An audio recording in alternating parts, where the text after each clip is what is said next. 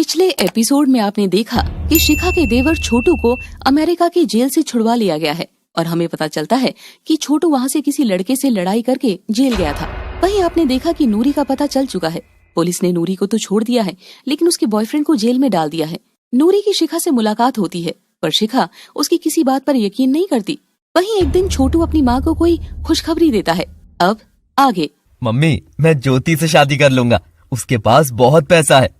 पता है, वो महंगी महंगी गाड़ियों में घूमती है और महंगी महंगी जगहों पर भी जाती है। हाँ, तेरी बातों से तो लग ही रहा है कि काफी मोटी पार्टी है वो। जिस तरह तेरे भैया ने अमीर लड़की से शादी करी है वैसे तू भी कर लेगा तो मौज ही मौज हो जाएगी। हाँ, भाभी की तो हाइट कम है लेकिन ज्योति तो काफी लंबी भी है और स्मार्ट है। और क्या चाहिए हमें भला। हाँ, और क्या तो। हाँ मम्मी, बस आप शादी की तैयारियां करो। अब चांदी ही चांदी है। दोनों माँ बेटे एक और अमीर बहू लाने के ख्यालों से खुश हो रहे थे। अगले दिन क्रांति अपनी बेटी के बालों में तेल लगा रही थी। सभी वहीं थे। मम्मी, मजा ही आ गया तेल लगवाकर। क्या मसाज किए आपने? हाँ, मैं सोच रही थी जरा आज पाव भाजी बनाते हैं। क्यों समधन जी, आप क्या कहती हैं? हाँ, क्यों नहीं, मुझे तो बहुत पसंद है। हाँ, शिखा बनाती है ना, इसके हाथ की पाव भाजी मुझे बहुत अच्छी लगती है। हाँ मम्मी जी, मैं ही बनाऊंगी आज, बस थोड़ी देर में बनाती हूँ। हाँ, वाकई में समधन जी, आपकी बेटी के हाथ की पाव भाजी तो एकदम कमाल की होती है। आहा, एकदम लजीज। हाँ, ये बात तो बिल्कुल सही कही आपने। जब मैंने पहली बार भाभी के हाथ की बनी पाव भाजी खाई थी तो मुझे तो मजा ही आ गया था। हाँ, समधन जी ने सब सिखा रखा है अपनी बेटी को। बड़ी टैलेंटेड है भाई। जी बिल्कुल, बहुत बहुत शुक्रिया आप सभी का। ठीक है, तो आप लोग बात करो, मैं अभी आती हूँ। नौकरानी मणि वहीं है, उसे बोल दे, तेरी हेल्प कर देगी। और शिखा वहाँ से किचन में चली जाती है। वैसे आंटी जी, आपने शिखा भाभी को खाना बनाना तो बहुत अच्छे से सिखाया है ना? हाँ, बहू के हाथ का खाना तो काबिले तारीफ है। ज्यादा मुंह के मीठे बन रहे हैं। अब ज्यादा तारीफ सुनकर क्रांति को वैसे भी बहुत गुस्सा आ रहा था, इसीलिए वो थोड़ा टेढ़ा जवाब इन लोगों को देती है। वैसे मेरी बेटी को कभी भी खाना बनाने की जरूरत तो नहीं पड़ी घर में, क्योंकि घर में नौकर ही इतने थे कि कभी काम होता ही नहीं था। हाँ, वो तो है। वो तो जब इसकी दादी माँ जिंदा थी तो इसे शौकिया ही खाना बनाना सिखाया करती थी। इसे बचपन से कुकिंग का बहुत शौक था, तो ये हमारे नौकरों को खाना बनाते हुए देखकर भी सीख गई थी। ओह, अच्छा। हाँ, दिमाग तो काफी तेज है बहू का, झट से कोई भी चीज सीख जाती है। हाँ, और क्या। वो तो है। अब क्या करें, शादी के बाद तो इसे काम करना ही पड़ रहा है। चलो अच्छा है, इससे थोड़ी एक हेल्प भी बनी रहती है। अच्छा चलो, मैं जरा देखूं मेरी बेटी कैसे खाना बना रही है। क्रांति वहाँ से मुंह बनाकर शिखा के पास चली जाती है। माँ, ये सासू माँ क्या कह रही थी? क्या करें बेटा, इतना दहेज लिया है हमने इनसे, इसीलिए दबकर तो रहना ही पड़ेगा। हाँ, वरना इसकी माँ को तो मैं 2 मिनट में ठीक कर देती। हाँ, देख रहा हूँ आजकल समधन जी कुछ ज्यादा ही बोल रही हैं। जरा सी बात पर टोंट मारती रहती हैं। ये नहीं सोचती कि इनकी नाटी बेटी से कौन ही शादी कर रहा था भला। हाँ पापा, क्या करें, पैसों के लिए तो सहना ही पड़ेगा। मुंह पर ताला लगाकर बैठे हैं बस। अरे उसकी माँ जैसी भी है लेकिन इसमें शिखा की कोई गलती नहीं है। और पापा, आप उसे ऐसे मत बोलिए प्लीज। ठीक है, शिखा के बारे में कोई कुछ नहीं बोल रहा, लेकिन बस मुझे इस बात का डर है कि समधन जी के इतना बोलने की वजह से कहीं मैं भी उनको ना सुना दूं कुछ। ये लोग ऐसे ही क्रांति के बारे में बात कर ही रहे थे कि तभी अचानक से किचन से शिखा के चिल्लाने की आवाज आती है। हे भगवान, दामाद जी जल्दी आइए मेम साहब, देखिए तो। सभी लोग भागकर किचन में जाते हैं और देखते हैं कि शिखा के दाएं पैर से काफी खून निकल रहा है। हे भगवान! अरे बहू, ये क्या खून? वो जमीन पर कोने में कांच के टूटे हुए ग्लास पॉलीथिन में रखी हुई थी। मालकिन का पैर उसी पर पड़ गया। अरे दामाद जी, जल्दी से मेरी बेटी को अस्पताल ले चलिए। देखिए तो कितना खून बह रहा है इसका। हे भगवान, ये क्या हो गया मेरी फूल सी बच्ची को। सुभाष उसे गोद में उठा लेता है। शिखा को काफी तकलीफ हो रही थी। जी सासू माँ, आप टेंशन मत लीजिए, शिखा बिल्कुल ठीक हो जाएगी।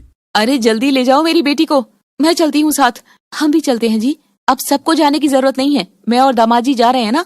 दोनों शिखा को लेकर अस्पताल पहुँच जाते हैं, जहाँ डॉक्टर उसकी मरहम पट्टी कर देते हैं।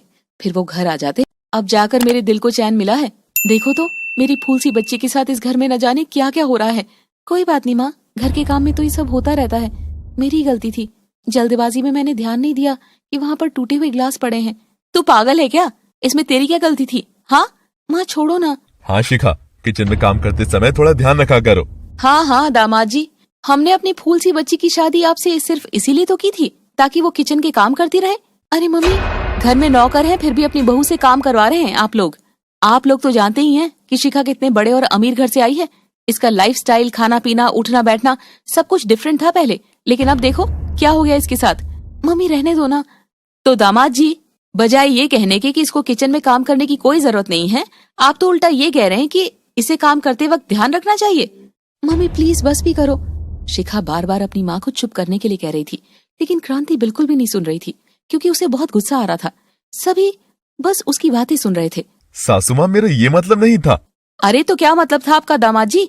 जब से मैं यहाँ रहने के लिए आई हूँ तब से देख रही हूँ कि मेरी बेटी पूरा घर संभालती है। अरे ये कोई इंसान नहीं है क्या? हाँ प्लीज माँ शांत हो जाइए, आप बेवजह ही मेरे ससुराल वालों को ऐसे बोल रही हैं। हाँ, तू भी बस अपने ससुराल वालों की साइड ले, मेरी तो कोई इज्जत ही नहीं है। तू बोल दे तो मैं यहाँ से चली जाती हूँ। मम्मी मैंने सब कहा आपसे। नहीं, तेरा मतलब तो वही है ना, इन गरीब लोगों के सामने मेरी बेइज्जती कर रही है। तो तेरे पापा की ही जिद थी कि सुभाष की शादी तुझसे करवा दी जाए, वरना मुझे कोई शौक नहीं था तेरा एक गरीब परिवार में शादी करवाने का।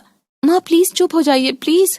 बहुत हो गया समदन जी, अब तक आपने जो बोला हमने चुपचाप सुन लिया, लेकिन अब और नहीं। देखा, आ गए ना तुम लोग अपने असली रूप में। क्या मतलब है आपका सासू माँ? आंटी जी, आपको ऐसा नहीं बोलना चाहिए, हमारी भी इज्जत है कोई। देख ले शिखा, कैसे बात कर रहे हैं ये लोग मुझसे। आज तक किसी ने मुझसे ऐसे गुस्से में बात नहीं की, तो ये सब कौन होते हैं? हाँ सासू माँ, माना कि हम गरीब हैं, लेकिन आज पता लग गया कि हम तहजीब में आपसे बहुत ज्यादा हैं। हाँ, लेकिन जब हमें कोई उल्टा जवाब देता है तो हमें उसका जवाब उसी तरह देना भी आता है। अब कुछ नहीं बोलेगी तू शिखा? बोल। मम्मी आपने भी तो इन सबको कितना बुरा भला कहा, वो भी तो सही नहीं था ना। वाह बेटी वाह, जा रही हूँ मैं यहाँ से, और आज के बाद फिर कभी तेरे घर नहीं आऊंगी। सासू माँ ऐसे मत कहिए। मुझे सासू माँ मत बोलो। क्रांति गुस्से में वहाँ से चली जाती है। आंटी ने तो इतना तमाशा कर दिया। और क्या तो खामखा। खैर कुछ दिनों के बाद शिखा अपनी माँ को कॉल करती है। अब क्यों की है कॉल? तुझे तो हमसे कोई फर्क पड़ता है नहीं। माँ ऐसा नहीं है, अभी भी गुस्सा हो आप, जाने दो ना, क्यों बेवजह परेशान होती हैं आप। ये सब छोड़, ये बता, कल तो तेरा डांस कंपटीशन है और तेरे पैर में चोट लगी है, तो तू डांस नहीं कर पाएगी है ना? हाँ माँ, पैर लगभग ठीक हो गया है, लेकिन मुझे लगता है मैं डांस नहीं कर पाऊंगी। अब मैं क्या ही करूं। हाँ। तभी बीच में शिखा के पास नूरी की कॉल आती है, लेकिन शिखा अपनी माँ को ये बात नहीं बताती। वो नूरी से अब भी बातचीत करती है। दरअसल शिखा का दिल साफ था और नूरी को पता था कि अगर वो शिखा से बात करेगी तो शिखा उसकी जरूर हेल्प करेगी। खैर शिखा अपनी माँ से बात करने के बाद नूरी को कॉल लगाती है। शिखा जल्दी यहाँ आ जा, मेरी तबीयत बिल्कुल सही नहीं है। अरे लेकिन हुआ क्या तुझे? रोना तो बंद कर।